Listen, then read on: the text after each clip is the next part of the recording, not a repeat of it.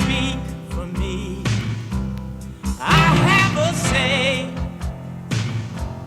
in my own destiny. Here on the job, no, it is not hard to see that it's the union of our hearts that makes. Welcome to Labor's View. The show is brought to you by the very, very hard-working members of Local 1081 of the Communications Workers of America. They work for the Essex County Division of Welfare. They are the non-managerial employees of that agency. This evening, it's my pleasure to have as our guest Marilynn English, Yes. with whom I've spoken numerous times, mostly through emails, but had never met until today. So, once again, hello. It's good to meet you. Great to meet you. We said we would, and we have. Much as I am, only in her own unique fashion, Marilynn is, if I can say it, a bit of a gadfly, governmental gadfly. I mean that with all due respect, because I consider myself the same, and also a candidate for county executive for the County of Essex.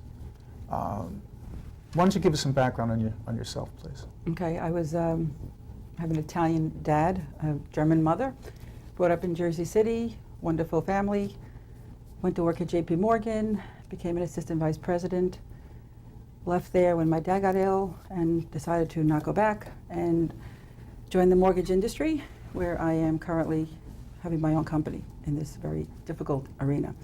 I was a guest panelist on Real Talk discussing predatory lending in 2007. I was also a Star Ledger, subject of a Star Ledger article, Buyer Beware, in 2007 as well. I've written to governors many times regarding the industry and seeing where it was going, and no one listened, and look where we are now. 2008, it hit the fan, so to speak. Yeah. Okay. And I have done a lot of volunteer work, with several different organizations. It's all in my bio.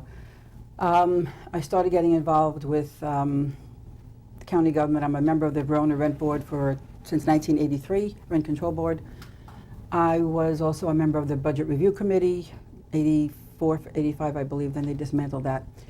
And I started getting involved with the county when it started with the deer hunt in 2008, I believe, was the first deer hunt in West Orange. And he was expanding to Essex County, to Hilltop and I can't think of the name of the park. Cedar Grove? No, Oh. Hilltop and Eagle Rock. Oh, Eagle Rock. Eagle Rock. You say he was the county executive? Yeah, Joe DiVincenzo. Okay. And the reasons he gave were not correct. And I have spent 2 years getting Open Public Records Act requests and reading the papers and researching and finding out that a lot of things that he says are not exactly correct. Okay, well, dealing with the deer, being a vegetarian, a vegan myself, I'm opposed to the deer hunt and bear hunts, but you found, when you say that he wasn't correct, basically you're saying that the justification for having hunters with guns, or is it bow and arrow? Oh, guns. Guns, in relatively close suburban areas is not needed, right? There are other means of controlling the population? Correct. He was saying that Gonacon is not approved. It's a contraception that you inoculate. He was saying that it's too expensive. They were actually saying it was $10,000 a piece, and it's really about $600. It's also better on a herd that has not yet been hunted. I did meet with Tony DiNicola, who does White Buffalo. He does the program for the state. He also did a pilot program for the state, which I didn't know about until March, where it was a 5-year study. And he killed some deer. He also inoculated with Spayvac and Gonacon 13 deer, and over the 5-year period they never conceived. So the program does work. Joe had also said that the hunt was free because he had volunteer hunters, and having worked at Morgan and done budgets, I know nothing's free. So I did my first Oprah request on that in '08 and found out that yes, it was $140,000 the first year. Second year more, now we're over $350,000. We could have spayed and or neutered and or inoculated for much less, probably maybe max of $60,000. In addition to the fact that children in West Orange that have it on tape were traumatized by the deer being injured, bleeding, dying in their backyards. We have the same problem in Verona. We had 6 animals get away. Some died in backyards of people, a couple in Cedar Grove. We have one gentleman who purchased a house right on Hilltop, right in front of Hilltop, the last house on the corner, before the reservation starts. Spent $1 million, $30,000 in taxes, moved from Hudson County. He wanted to be near wildlife, and he woke up in blood in his backyard and shots, and he's still upset. So because of people like him, and the many people who have contacted us over the course of the hunt, we have like 4,000 people who signed a petition. And the towns didn't listen. We went to Verona, we went to Cedar Grove. West Orange is probably the only town that did listen. We went to Verona, Cedar Grove, we went to the freeholder board, and they did nothing. They really didn't care. It's like people, they're elected officials to represent the people, but they don't represent the people. They represent their own special interests. That's what I'm understanding. And so as you developed this interest in and concern about an opposition to the hunt, or hunts, because there have been more than one, Several. You started looking in other areas of the government. Correct. What have you found? I found that everyone's hurting as far as I know, especially in Essex County. And I found money being spent on things we don't need, don't want, and can't afford at this juncture. For instance, I'll start with Kipps Castle. Someone called me a few weeks ago and said she and her husband were up in Kipps Castle, and there's not one park bench. So I drove up. And I know that the County of Essex purchased it because they didn't want to develop it. And that's wonderful. But I don't understand why they paid more for it than it was appraised at. Anyone in real estate knows that you don't pay more for something that's worth a lot less. He paid $5.6 million for it. The sellers were one of his donors to his campaign. He It was a law firm, right? Stenziel, Tobier, and Yeah. Schwartz.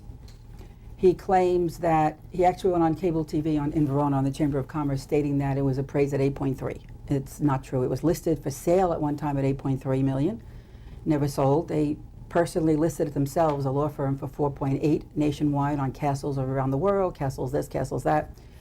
And it was appraised at, there were two appraisals done, but two different parts of each appraisal, one as is and one highest and best use, which is used in commercial properties. Highest and best use was subdivision. It was purchased with open space money to keep it as is. The as is value was 4.7 from one appraisal and 3.8 from the other. So we paid 5.6. Great to buy it, but why did we spend the money? And then it was supposed to be for a park. So you ring the bell at the castle, and it's closed to the public, and there are 6 employees from the county in there. Right. And then you go over to the carriage house, and you walk in, and there are about 10 employees of the county in there. So I just don't understand why we use open space money to buy an office building for Joe DiVincenzo in Essex County. Is this atypical of what you found? No, it's not. I mean, the thing is, then we have Iris Gardens. Now, Iris Gardens is The Presby's Garden. Iris Presby Gardens was purchased for 1.1 million, and that was appraised for 830,000. Again, 2 appraisals: highest and best use, subdivision, and as is. And the interesting thing about that is the law firm representing the seller is the law firm where the husband of Lori Tanner works, and she is the chairman of the Open Space Trust Fund. So I'm trying to find out, and the attorney's working on that, if it was disclosed to everyone, that Stenziel owned it, he's a donor to Joe D. If Lori Tanner's relationship with the husband and the law firm was mentioned because she is the chairman of the Open Space Trust Fund. I've looked at the Open Space Trust Fund. Everyone on there is a friend of his, a donor of his, an Just employee of explain his. what that is. The Open Space Trust Fund is the group that is supposed to be approving the spending of open space money. Which is obtained, it's a 1% tax on all county Correct, residents. as long as the voters approve it. 61% of residents want open space money to go to preserving open space, preserving wildlife, and preserving wildlife habitat. And he's using it he used open space money to kill the deer. The overtime for the Parks Department and for the Parks Department went to killing deer. And I just find that disgusting. He also is using it for the golf course, the miniature golf course in South Mountain Reservation, where he took down 100 trees. Apparently, I'm waiting for that exact number, maybe more. He's putting a parking lot over the open space that's there now for a miniature golf course. That's costing us $4.7 million, and I don't understand that. Jersey City just put in one for $50,000. And we have another miniature golf course in Roseland at the Environmental Center, which is less than 2 miles away. So we can't afford this at this juncture. We cannot afford the things that he wants to do. Granted, they're nice things to do. Too expensive, the county's broke, the residents are broke, everyone's hurting. And believe me, I am not a politician. I don't want to even be involved with politics, but there are too many nice, wonderful people I've met through this whole 2-year window here that I just have to do something, and I can't sit back and do nothing because I could never live with myself. I don't know. I can tell people are telling me you'll never win, you don't have any money. Yeah, we don't have any money. But you know, all we need are votes. If people vote, we can actually pull this off. And you'll see a major change. We have an entire freeholder board. From what I understand, Joe, the administration is the county executive, the legislative branch is the other freeholders, correct? Okay. Mhm. So now, the freeholders are all Democrats. So from what I'm gathering, and from what I've seen and what I've read, and having attended meetings myself, they just rubber stamp whatever he wants. And I have a problem with that. We have more non-affiliated registered voters in New Jersey, in Essex County right now, a lot more than we have Democrats or Republicans. But every side is not represented. And I have a problem with that as well. You go to town meetings and people don't listen to you. They roll their eyes. I mean, there was a situation in Montclair where they just rolled their eyes at some guy, and I called the mayor and the township and councils, and I said, everyone has the right to speak. Public speaking is very difficult as it is to get up there and roll your eyes at people when they're trying to make a statement. You're whether you talking about agree or that not. town's legislature. Yeah, They were- but they were everyone, the every council town does people. it, except probably West Orange. West Orange probably has, in my opinion, one of the best councils. But Verona has rolled their eyes at people. They rolled their eyes at me. Cedar Grove has rolled their eyes at people like, why are you here? Why are you bothering us? And people are embarrassed or afraid to go up. And now they're at the point where it's so financially bad, they're getting up and they're yelling and they're upset and they're angry. And are people listening? Probably not. And I think that for the first time, we have a chance to actually make a difference.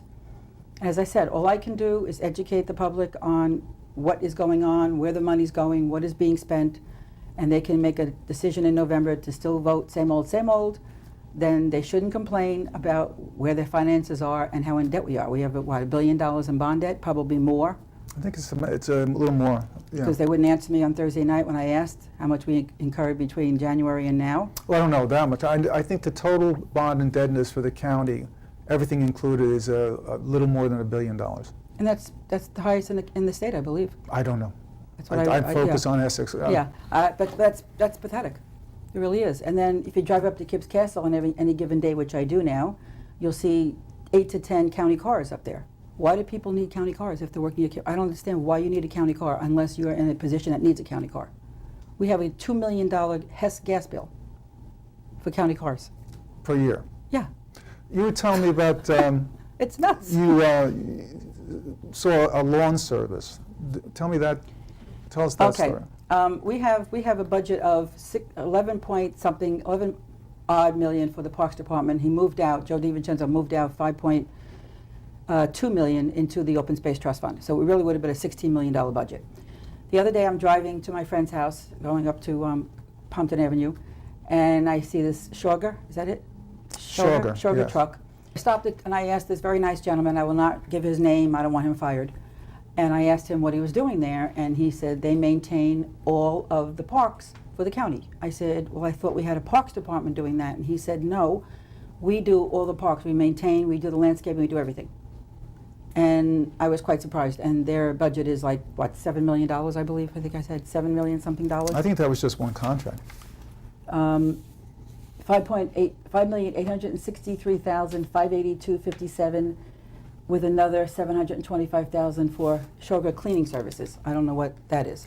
Well, as I understand it, Schorger was I've done a lot of research on this as well. And Schorger is started by a husband-wife team. They pride themselves. If you look at the website, they say they started with a little old Mazda truck and had no money. And eventually they got lots of contracts, a lot of county contracts, and they have at least 2 subsets of the company. And I know the wife owns is the name person on one because she's listed as a minority, therefore, as a woman in a minority firm. And they have servicing parks, they have construction, they do a lot of stuff. I mean, and they get a lot of county contracts. They also are big donors to Joe's campaign.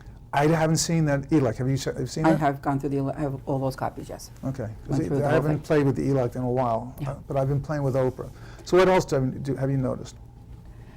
What else have I noticed? The bond debt, the miniature golf course, apparently he was telling people that it's a grant, and based on the papers that I have, which you have a copy there, it's a bond, it's a loan. And when I asked the freeholder board on Thursday how much it is, what the interest rate was, because I calculated the interest rate at 1%, 2%, 3%, 4%, and 5%, it will cost us about $2.2 million in interest. Mr. McInerney told me it's higher than 5%. The interest rate on the bond? Yes. And this is saying appropriating $4.5 million.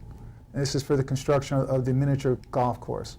Yeah, I've questioned this as well. And what Joe will say is that, first of all, he always takes a rap because I don't live in the county, but I don't live in the county because of political expediency, because I was politically threatened 20-something years ago for doing the same kind of stuff I've been doing for 25, 30 years by somebody from years ago, not Joe.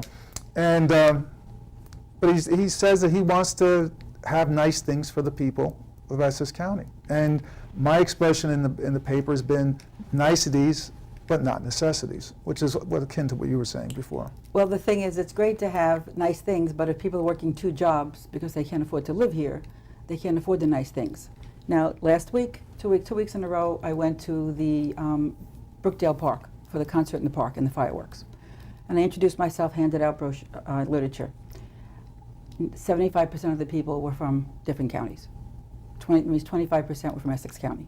And we're paying, I have an open request open for that to find out what the overtime was. There were about 50 sheriff's officers there. They were cleaning the parks until 3 in the morning. It's great to have it, but if you ask people, would you rather have lower taxes? They say they'd rather have lower taxes than one concert in the park. And then there's another situation where there's another gentleman who works for the Parks Department. He's authorized to spray the simazine and Roundup all over the reservations, which could cause the demise of the reservations as well. It also causes cancer. Research that one. Makes $84,000 a year, and he received overtime from the deer hunt. But the interesting thing is, there were 4 companies outsourced to spray these things, herbicides, pesticides, and mosquito repellent around the county. So now why do we have 4 other companies doing it for the same cost of his salary? See, I don't understand the double dipping. Again, I'm just listening. I don't know the answers to these things And either. I mean, who was watching, besides me, and me and you, who was questioning any of this? That's what many scares people. me. Yeah, not many people. And I go to the freeholder board. 9 of us went in February. We asked questions, and they didn't have answers. They did send us an answer that didn't say anything. And I went there again on Thursday night at the Senior Center in Livingston, and I asked them, you know, why would you spend $5.6 million on something that appraised for 4.7? And they all looked at each other and didn't have an answer. How much bond debt do we have? They didn't know. How much have we incurred? They don't know. They'll send me a letter. I mean, I know every reason that I voted on the rent board in Verona since '83 and why I voted for it.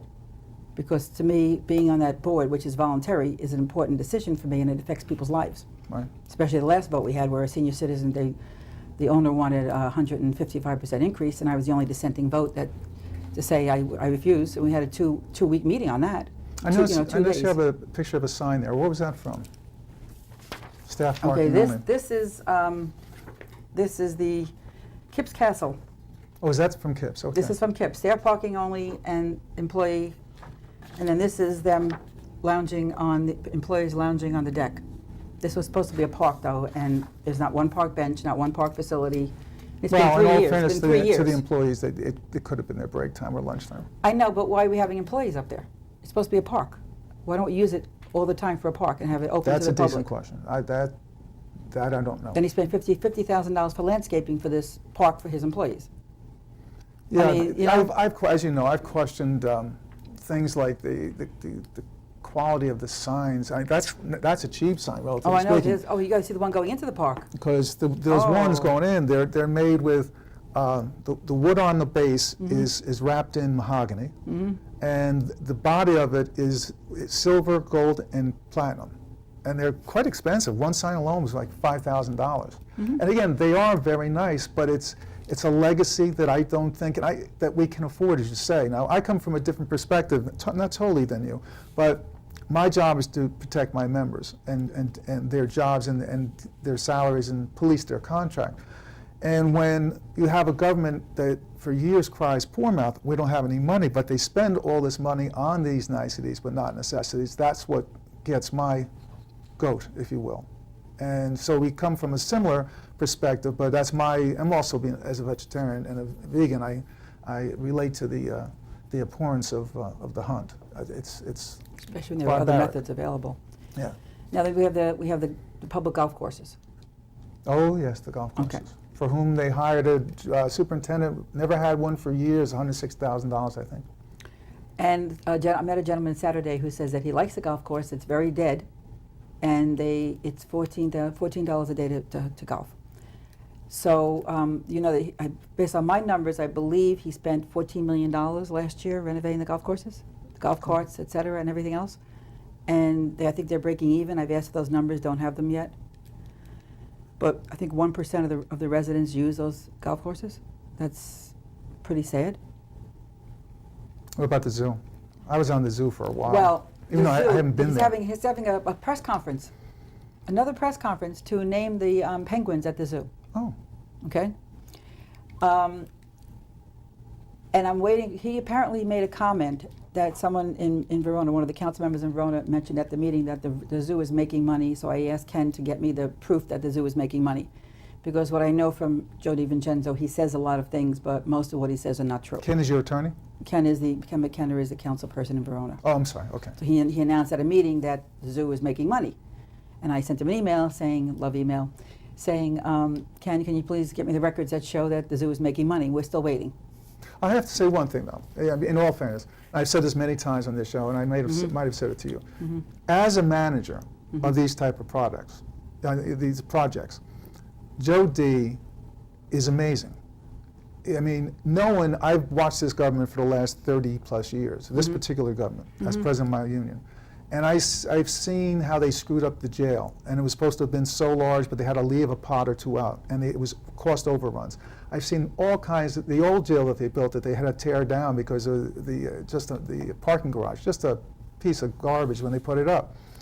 But that said, going back to what you're saying, a lot of these projects are not needed and are just not affordable, particularly in these times. You would think that, okay, heading up to 2008, when times were supposedly better, then you have the whole bottom fallout that you were describing in the beginning of the show with your background, and we haven't slowed down with the parks and the zoo. And Well, he hasn't. Most a people have, but most people who have homes and trying to keep them have cut down on everything except the county. And I also called the towns to find out what percentage of their tax dollars go to the county.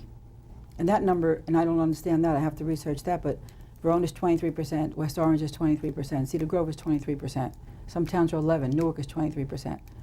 I don't know that. And that's high. We're paying 50% to the schools, 23%, and then we have the towns, and they want to cut libraries in the towns now, they want to cut police force. Why not just cut the county expenses? Leave the police as they are, leave the library as it is, and cut the nonsense that we don't need. I'm sure we can find a way to cut 4 to 5% based on stopping this ridiculousness. I would hope that the administration, meaning the county executive and the field board, they would start to look towards pulling back, a bit from this growth period, because I don't think we can afford it. Regardless of, they'll say that the money comes from Green Acres and from the trust fund. Well, the trust fund is a tax on the people. It's a 1% tax on the people in the county. But once you make these things, you have to maintain them, such as the parks. I think they bonded $7 million this past year for the parks. And regardless of the source of the money, and bonding, you got to pay it back, you still have to maintain all these things. Or they fall apart. And now you have an outside company, Shulger apparently, doing what the parks guys used to do, and guys who don't make a lot of money, you know, and who live in the county. It just disturbs me that we're moving in a way of spending on the wrong issues and paying for it with debt. With money we don't have. Right.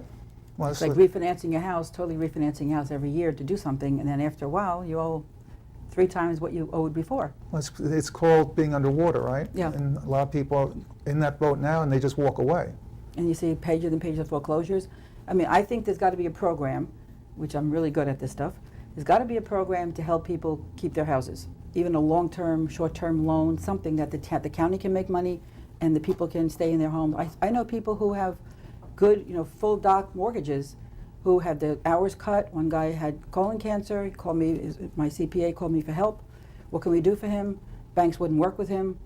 He was behind 4 months. There's got to be something to help these people that it would be a win-win for both of us. So the county can win, and the homeowners can win, but he's more concerned with spending money on things. I just don't get it. I really Actually, don't. you know, to wrap it up, there is a department within the county.